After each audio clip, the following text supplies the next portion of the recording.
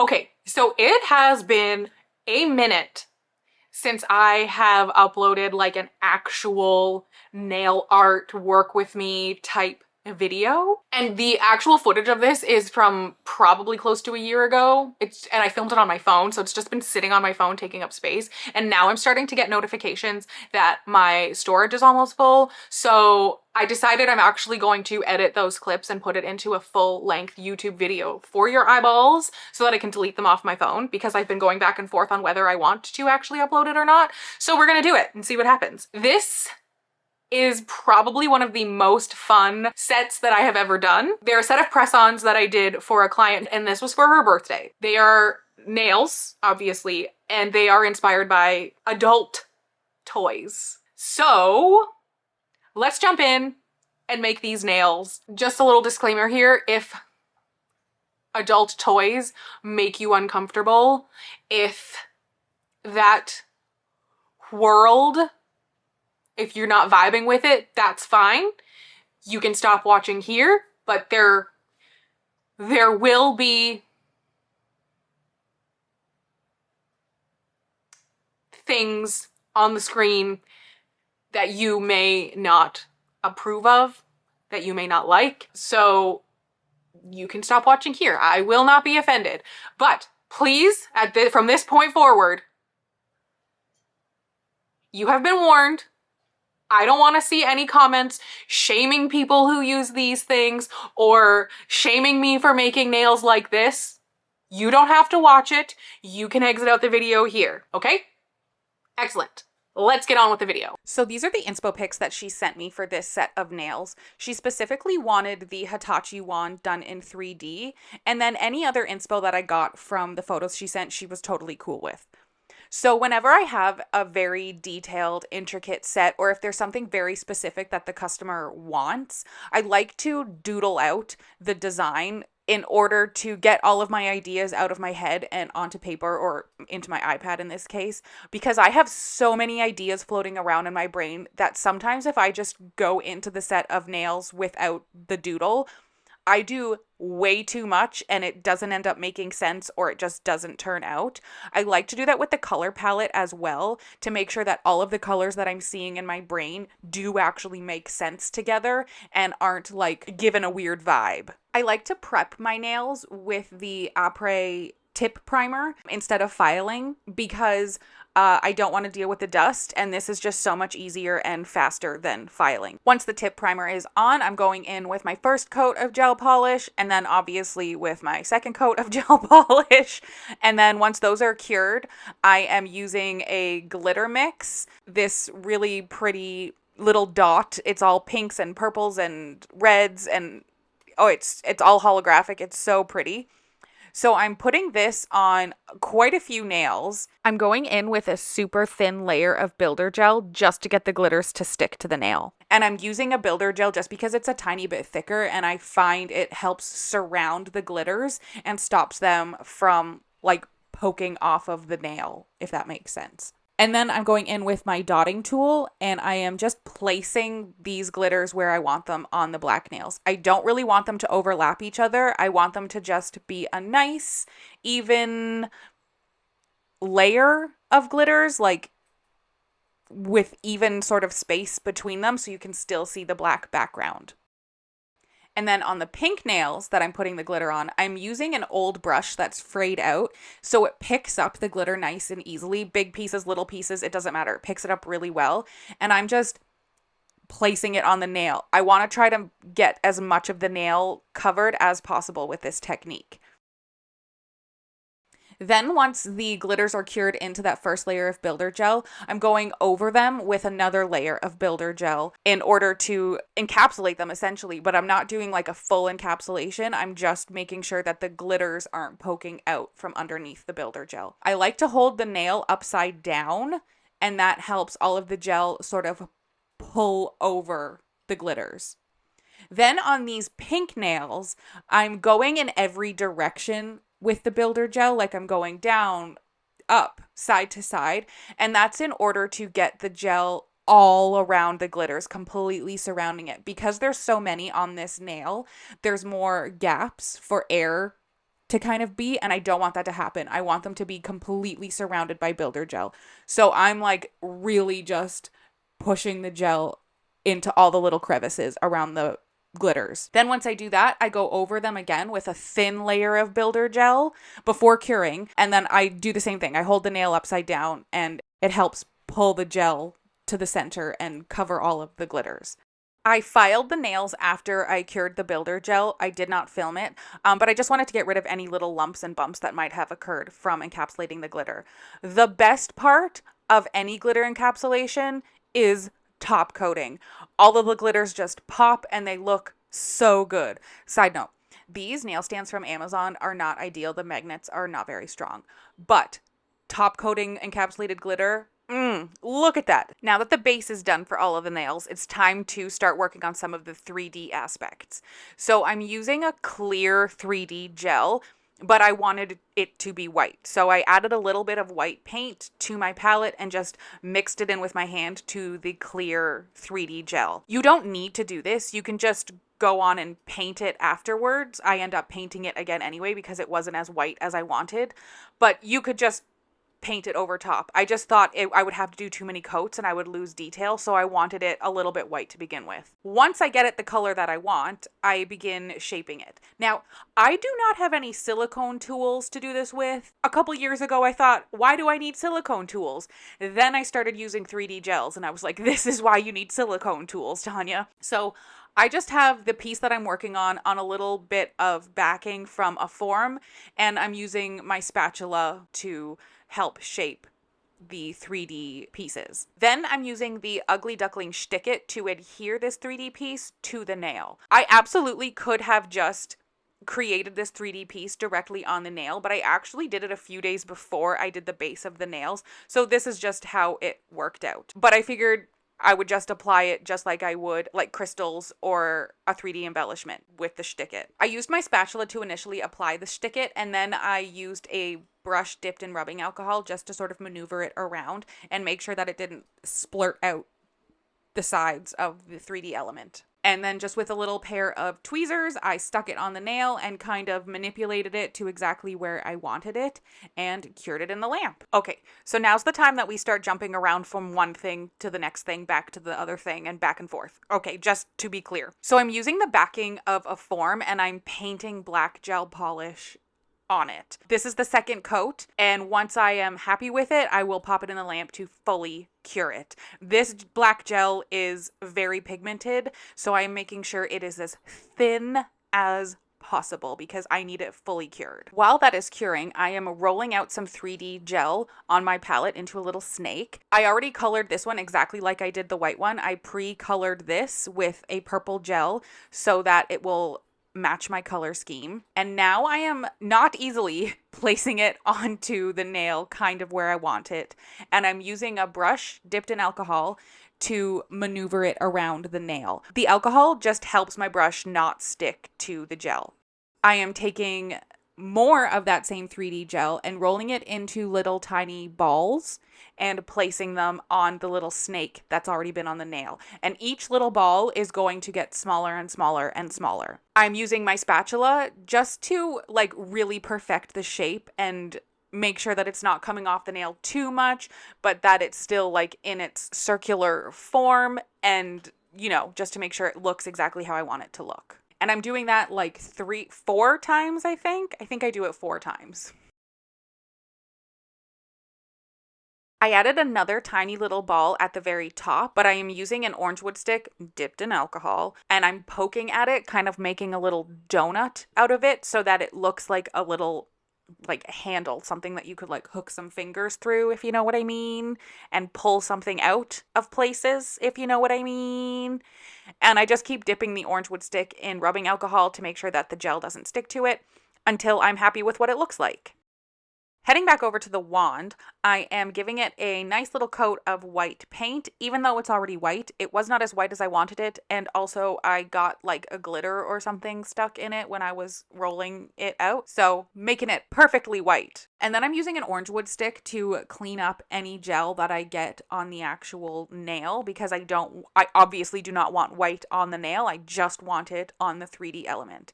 And then I'm using again, a brush dipped in rubbing alcohol to really clean up those edges. And I do the same thing on the top of the wand, but because there's that like little ridge detail, I do the top part and then I do that little second part where the ridge is, and I'm very careful to make sure that there's no excess gel in that little detail ridge because I want it to show through. And again, just using a brush dipped in rubbing alcohol to make sure those edges are crispy. Then I'm using a detailer brush and this lovely blue gel around the like neck area. I have a picture of a Hitachi wand in front of me on my iPad as I'm making this, so I can like make it look as similar as possible, obviously. You need your reference photos. And obviously I cured the white gel before I did the blue gel, obviously. And then adding a little bit more blue gel on the front for like the faceplate sort of thing where the buttons are.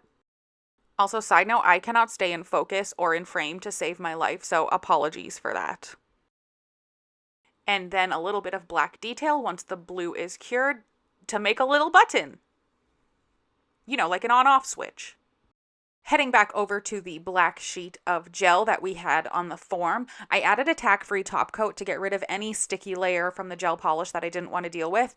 And I cut off the irregular border on all of the sides so that we had a nice smooth end to work with. And I started cutting off strips of the gel, kind of like strips of leather, if you will. Then I continued cutting strips, but I didn't cut all the way through, so they're still attached at the top. It kind of looks like a broom.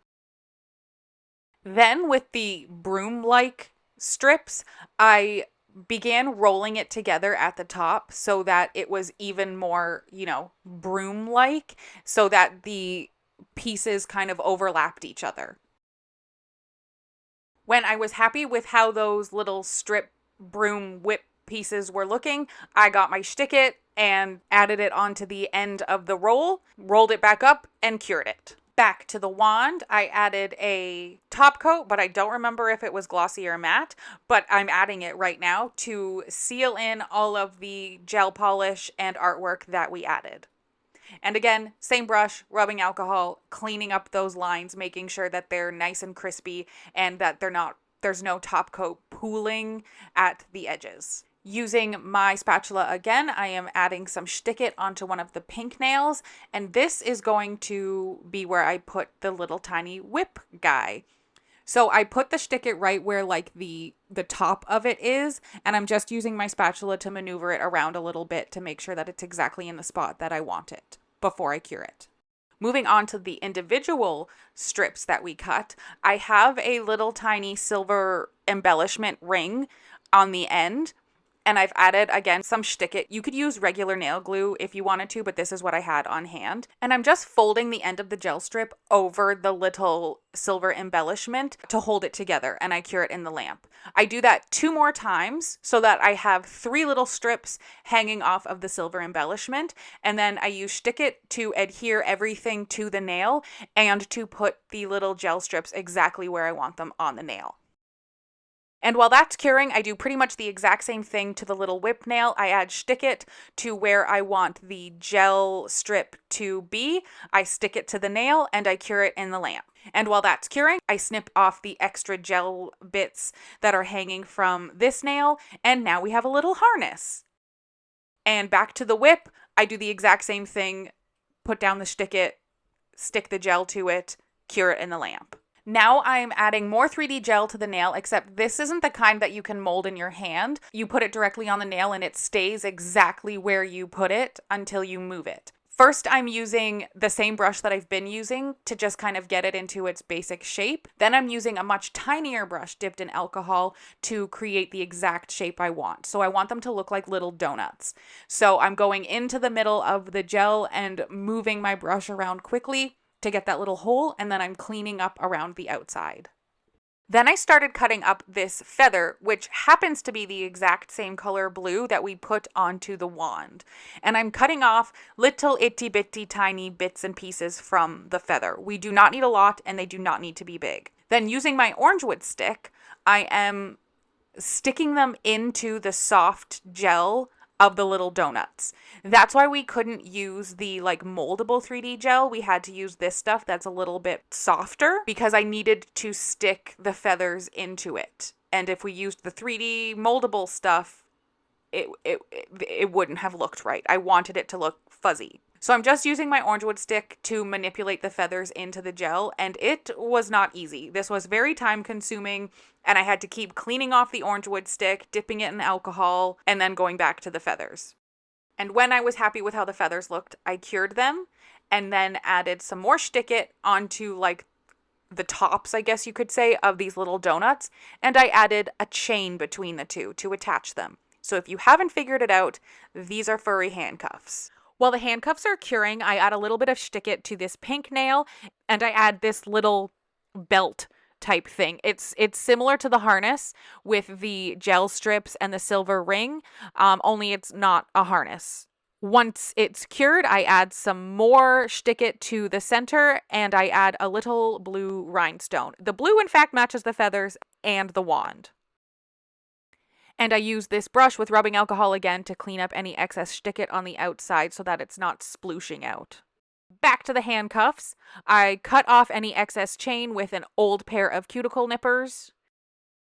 And then add more stick-it right to where the chain's attached to the little furry handcuffs.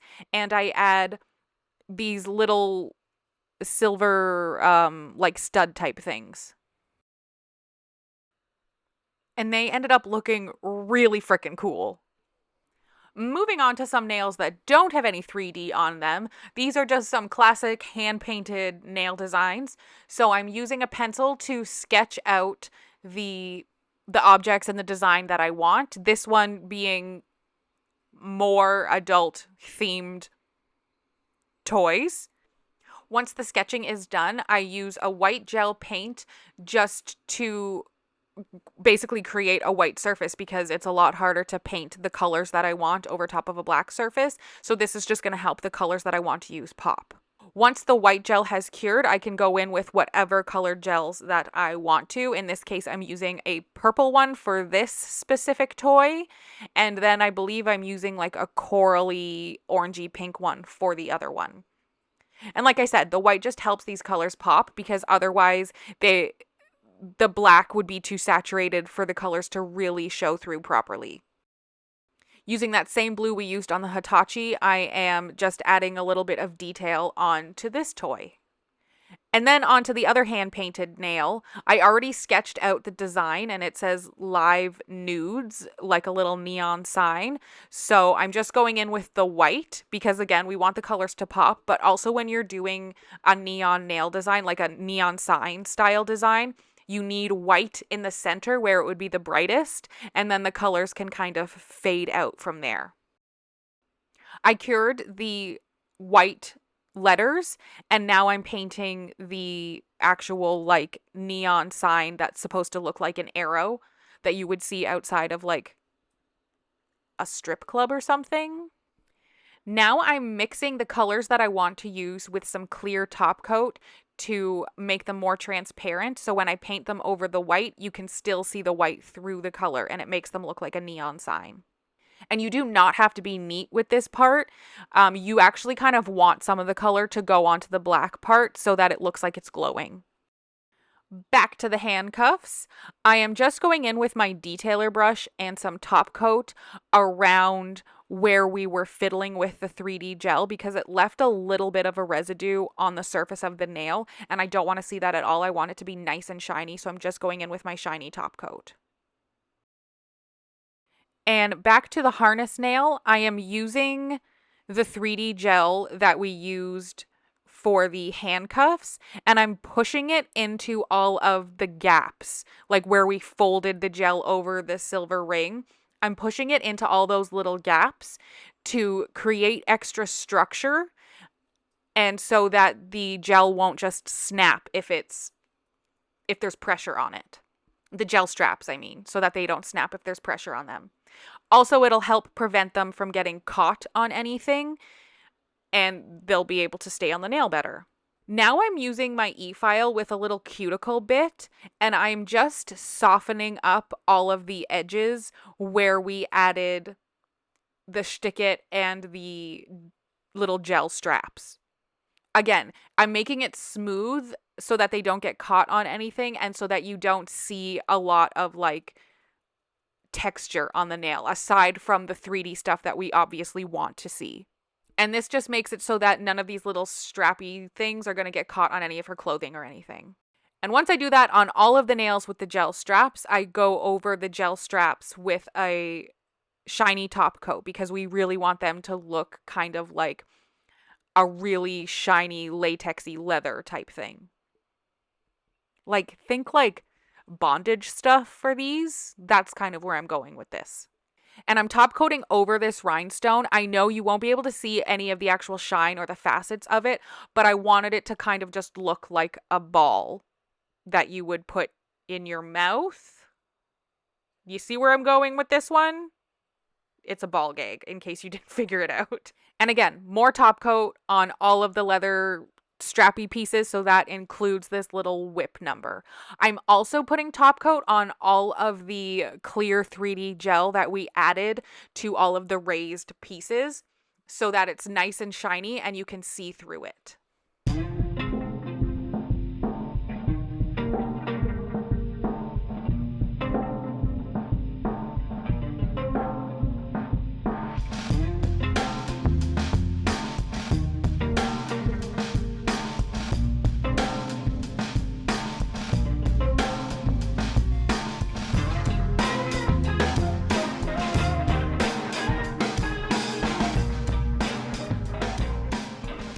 That is it for today's video. I hope you enjoyed it. Give it a thumbs up if you did. Leave a comment down below. Let me know your thoughts on this set of nails. It doesn't even have to be related to this video or this set of nails. Just leave a comment down below. Let me know how you're doing. Anything like that helps the algorithm, and that is the goal, is to help this video in the algorithm. It lets the YouTube AI know that people are interested in this video, so it pushes it to more eyes so that more people see it, which, like, is the goal, right? Yeah, so give it a thumbs up, leave a comment, and if you really want to, you can subscribe. It's free, and then that way I'll show up in your subscription feed and you can watch more videos when I upload, which can I just say, I have been way more consistent. Is it every single week? No, but it's almost every other week, and that is an improvement for me. So because I don't have a specific upload date, may I suggest subscribing so that I show up in your subscription feed and you can watch if you want. And on that note, I will see you in my next video. Bye!